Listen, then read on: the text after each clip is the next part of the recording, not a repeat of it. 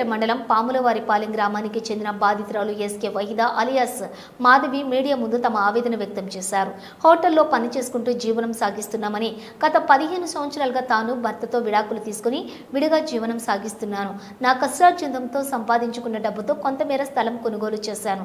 స్థలం శుభ్రపరిచే సమయంలో షేక్ మస్తాన్ బి అనే మహిళ తమపై అసభ్యకరమైన పదజాలంతో తమను కించపరుస్తూ అసత్య ప్రచారాలు చేస్తూ తమను మానసికంగా వేధిస్తుందని, గతంలో కూడా స్థానిక నాయకులు అండదండలతో తమపై విచక్షణ రహితంగా దాడి చేయించి మమ్మల్ని చంపే ప్రయత్నం చేసి ఎలాగైనా తమ స్థలాన్ని ఆక్రమించుకోవాలని అన్ని విధాల ప్రయత్నాలు చేస్తుందని, తమకు ప్రాణహాని ఉందని కన్నీటి పర్యంతమయ్యారు.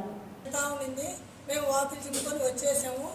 ఈ లోపల ఆమె 112 ఫోన్ చేసి కాల్ చేసి వాళ్ళ కంప్లైంట్ ఇచ్చింది. నేను హోటల్లో పనిచేస్తాను, నేను హోటల్ దగ్గరకు వచ్చేసాను. ఆ తర్వాత పోలీస్ ఎస్ఐ సారు కానిస్టేబుల్ నాకు ఫోన్ చేశాడు. సార్ మేము కొట్టాము ఆమె చెప్పిందని చెప్పాడు. ఎవరినైనా ఊళ్ళో వాళ్ళని ఎవరినైనా విచారించుకొని మేము కొట్టామని చెప్తే మా మీద విచారణ చేయండి సార్ అని చెప్పాము. ఈ లోపల ఎవరో నాయకులు ఎవరు పంపించారో తెలీదు.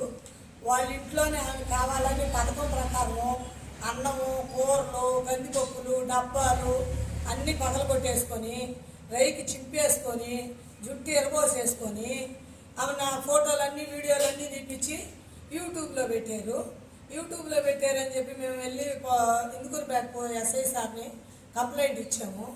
కంప్లైంట్ ఇచ్చిన తర్వాత మళ్ళీ కానిస్టేబుల్ని పంపించి మేము కానీ కొట్టుంటే ఆమెని మా మీద చర్య తీసుకోవాల్సింది సార్, మేము అసలు ఆమె వాళ్ళ ఇంటికి వెళ్ళలేదు, అసలు ఆమెను ఒక్క మాట కూడా అనలేదు అని చెప్పి మేము కంప్లైంట్ ఇచ్చి మళ్ళీ కానిస్టేబుల్ పంపిణీ విచారణ చేశారు.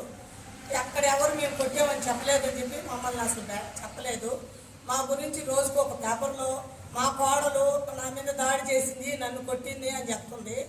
నేను అతనికి 15 సంవత్సరాల క్రితమే విడాకులు ఇచ్చేసి ఆ ఇంట్లో నుంచి బయటకు వచ్చేసాను.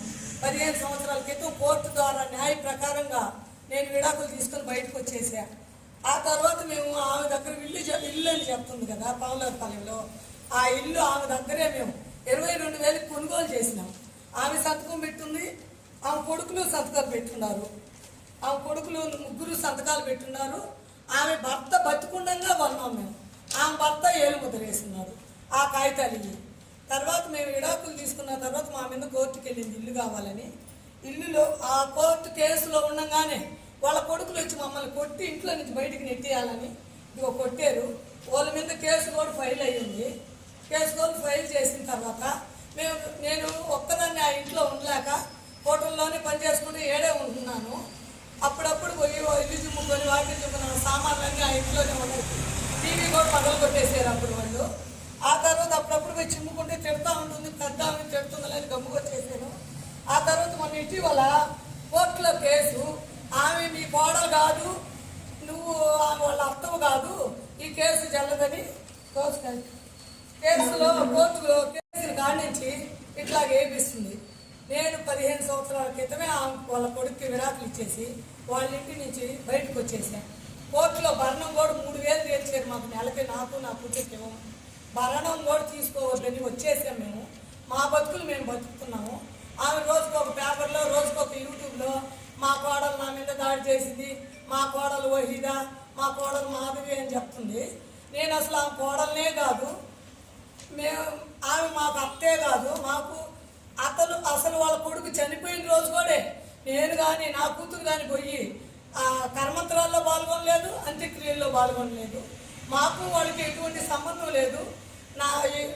మా మీద దయ ఉంచి మా పేరు ఊరికే తీసి మమ్మల్ని మా పరువు తీయొద్దని అందరినీ కోరుకుంటూ ఉన్నారు.